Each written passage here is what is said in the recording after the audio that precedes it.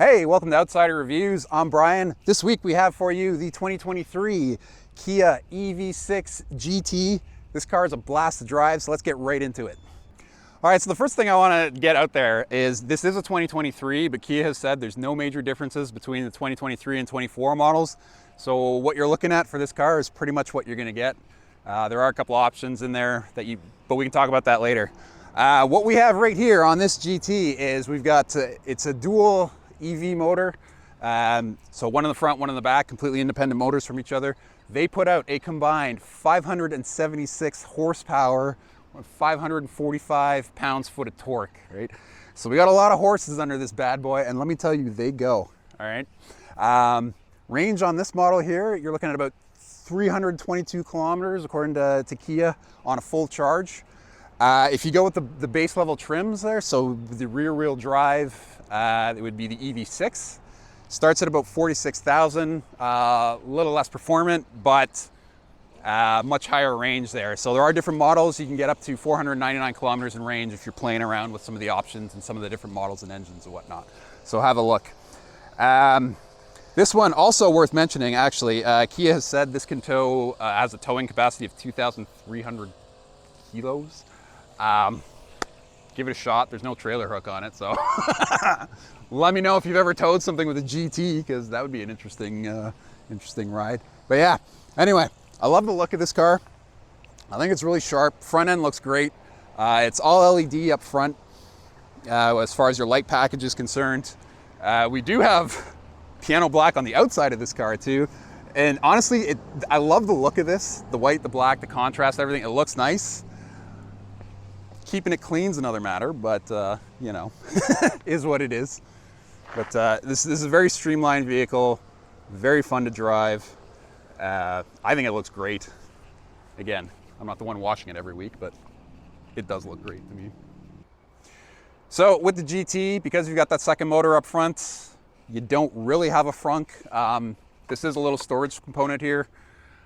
I don't know, you get a few things in there, but yeah, honestly, your storage, it's going to be in the back here. The rest of the space is taken up for the motor. But considering the output of this thing, I think the trade-off was worthwhile. So moving down the side of the vehicle here, start with the wheels. This comes with, it's on 255 40R 21s. These are the larger rims. The GT line and the lower lines either come with 19 or 20 rims. You've also got upgraded disc brakes on this, so they're all ventilated disc brakes. You've got 15-inch in the front, 14-inch in the rear, with the fancy brake calipers in there too. And there's actually some matching details on the inside with that color. Moving on down the side of the body there, you've got folding windows when the vehicle's stopped or locked. Keyless remote entry. The door handles, words are hard. So these door handles will pop right out. Basically, if you lock the car, and to lock again is just a simple push touch, as long as you got the key with you. So getting into cargo space.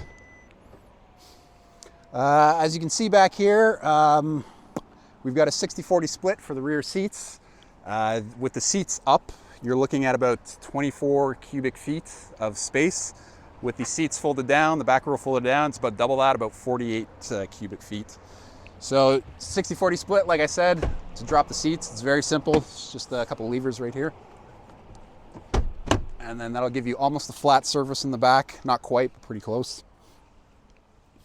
And then there's a little bit more storage underneath here. You got some accessories. You got all the manuals too. And then just a privacy cover for if you got groceries or whatnot in the back there.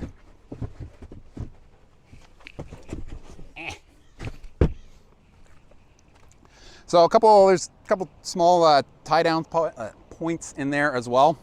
So a lot of options there. So let's hop into the interior and have a look at that. So here we are in the back row. As you can see, there's a ton of legroom back here and a decent amount of headroom. One thing I did notice almost right away is the rear seats sit up a little higher than the front seats. So it almost gives you kind of like a theater, well, not exactly, but anyway, you're definitely sitting higher up here. You can kind of see over the front seats and see out pretty well, but it is pretty comfortable. As you can see along the doors there, we've got a combination of suede plastics. There's some piano black in the door and the insets. You'll also see it's a Meridian sound system in there, so the speaker's right in the door. There's a great quality sound system in here. Sounds fantastic. So another thing I love about this car. Another thing you will notice, we'll just cut it to later, but one other thing that I have noticed here too is that when the vehicle is on there, you've got some detail lighting that goes on. So kind of in the pouch there, same thing up front and across the dash. So you get kind of that look in the back too, the sporty look that they're going for. And the center console, we got two USB-Cs here, plugs. And right down here, kind of hard to see, but there's actual, it is a standard 120 volt plug, 16 amp right here. So, I mean, you got a laptop or somebody's got to do some work or something back here, they can tap away. All right, let's hop up front. All right, so up front here in the driver's seat, I hopped in. One of the first things I did notice about this, so the GT model, the seats, it's got these racing seats in it. They kind of look cool. I will say this though, because it's a racing seat, I'm assuming it was for the weight and everything. None of it's electric. It's 100% manual. Same thing with the adjustment for the steering wheel. It's all manual. It's telescopic, but it's manual. Interesting choice, but sure. Inside, everything else, honestly, I really enjoy this car. It's the seats, despite the fact that they're not manual, are not bad. They're not bad as far as comfort. Having a look around here, so what we've got up front is we've got two 12.3 inch displays. And one big, there's a divide between the screens here, but you got one big panel for all your screen. Looking across the dash, you've got some finished plastics here. It's actually pretty nice. I like this design in it. And then you've also got the GT badge in the corner there. And then right below that, you can see underneath the vents, all of this orange lighting here actually does light up, and I do believe it changes colors too. I was playing around with the settings. So that ambient lighting indoors, as I mentioned in the rear seats there, you can kind of see it in the pockets here too. So that's all adjustable. That's little things you can play with. Handling, driving, just, it's a dream.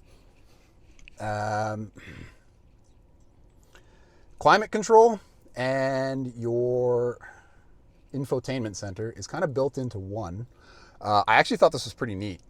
So down here, when you turn on the car, basically it starts out, you see kind of some of your climate control and some of your media and whatnot on the side here. This is all touch blade of screens here. So if you want to adjust your climate control, you just hit the button, everything will switch over.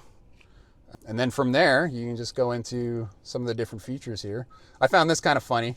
I was just playing around, and this thing has built-in sounds of nature, it calls. It's probably meant for guys like me who just gets behind the wheel and hates everything and everyone. Keep me nice and calm. As far as the rest of the display system here, it does come in with a built-in navigation system, and that will actually work into it ties directly into our heads-up display, built into the dash here. So I've got, if I'm using the built-in navigation there, I'll get all my arrows, directions, my speed limit signs for the roads I'm driving on, all that kind of stuff displayed right there where I'm looking on the road. So another great feature to have.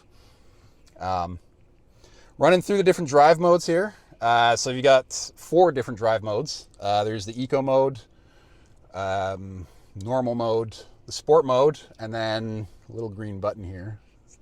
The most fun is the GT mode. Significant difference, obviously, between the eco and the sport and GT. Yeah, you give this thing just the tiniest tap on the gas, and she's gonna go. Another thing you'll see up here too is the one pedal drive system, the iPedal, actually has 4 different settings. So on iPedal, just these paddles back here, just hit the brake there. So on max, it's your one pedal drive. It's a full one pedal drive. So as soon as you take your foot off the gas, it will come to a complete stop. And then the other 3 modes basically is just your energy recovery for the braking system. It's just 1, 2, or 3 is basically just the levels there. So 1 being the lowest, 3 being the most. You'll get much more aggressive braking when it's doing the recovery, the energy recovery. Or you can turn it right off if you really want to and just, I don't know, maybe you hate trees. But yeah, no, it's a cool feature to have, and definitely noticeable difference between the three settings. Moving on down the center here, your center console here we can see, because everything's electric, you just got a dial here for a shifter, forward, well, drive, reverse, neutral, and then your park in the center. Auto hold button if you're not using the one pedal drive, that's for your braking, so as soon as it comes to a complete stop, the vehicle won't move forward until you give it some gas. Just a simple charger here for my cell phone, cup holders, and your center console just pops open. Just a little bit of a cabinet there. Now, Android Auto, Apple CarPlay. You may have noticed down below here where there's this extra cubby. I do have my cord here. This is not wireless, so the Bluetooth will work wirelessly like Bluetooth does, but if you want anything showing up on your screens, on your displays here, you're still going to need a wired connection. So I was a little surprised by that, but it is what it is. So as you can see here, it's a very crisp display. We've got the reverse camera up. You'll get your guidelines and everything as you're reversing. And then you've also got this handy dandy feature here where it'll give you kind of a view of your vehicle. It's a semi-digital kind of fixed view. So you do have sensors that will give you warnings of stuff that's all around you. It may or may not show up exactly as seen. Like you can kind of see Luke's legs here. Kind of funny, but I mean, it will tell you something's there as you're moving. Okay, so as you can see, there is an electric shifter in here, which means you got the nice open cubby underneath. Little extra storage space. There is a bin down here. And then you've got your USBs and everything up front. And there's also two little kind of hooks on the side here. I'm assuming that's just a, I don't know, hang your cord, or if you got like a mini purse or something. But yeah, extra storage space underneath underneath the center console right here. Okay, so I'm in GT mode right now. So just for fun, we're just going to do a quick acceleration test. Obviously, we're in the inside of the car here, but this will probably honestly recreate the first time I did this. It was a lot of fun.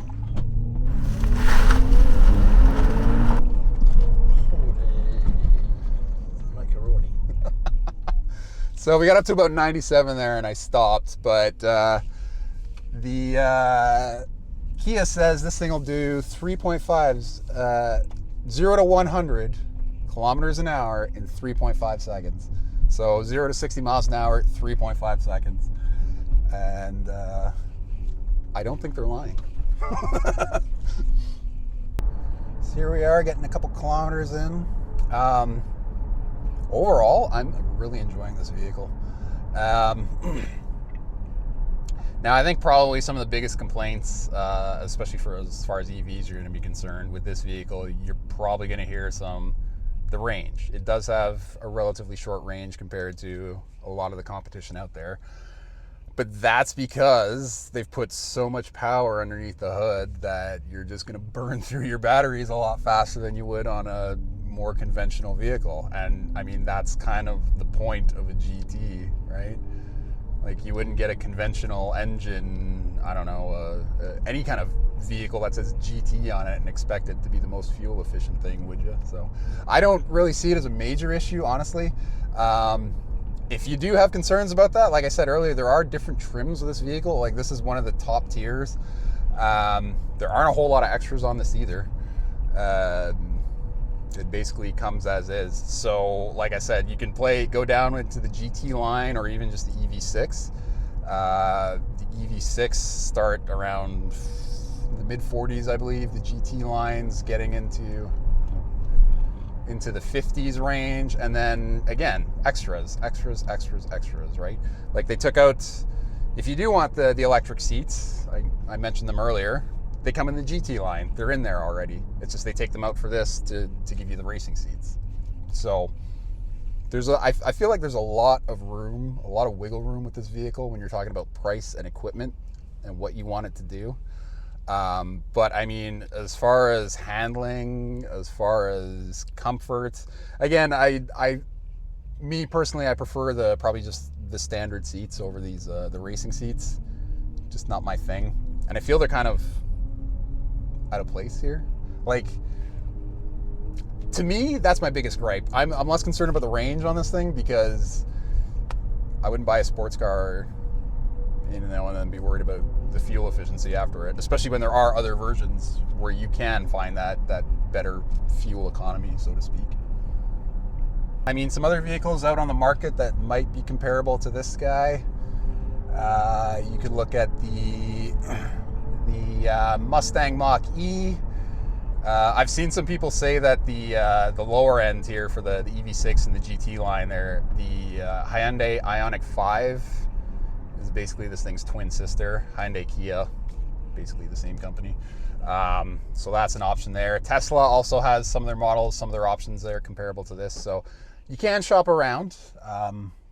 There's different things out there for you, but I have nothing major to complain about this vehicle. I've loved driving this thing. I've had way too much fun in it, and I kind of don't want to give it back, to be honest with you. So, sorry, Steve, I'm keeping your car.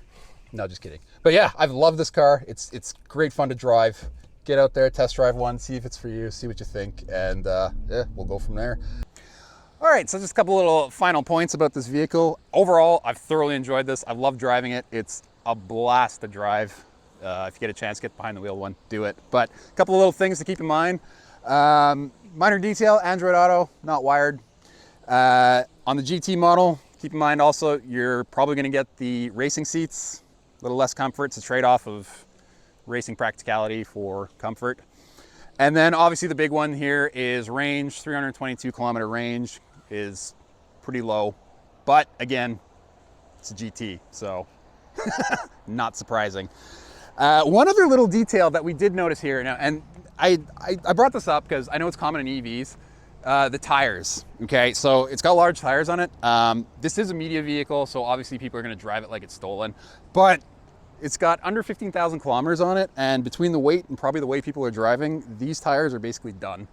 They're close to being replaced, so that's going to be a maintenance cost to keep in mind with any kind of EV because of the weight, and especially with a sporty EV like this one, where the tires are they're doing their job, right? They're large, but there's a lot of weight to it, so they are going to wear down quicker than a standard vehicle. So there you go. There is your 2023 EV6 GT from Kia.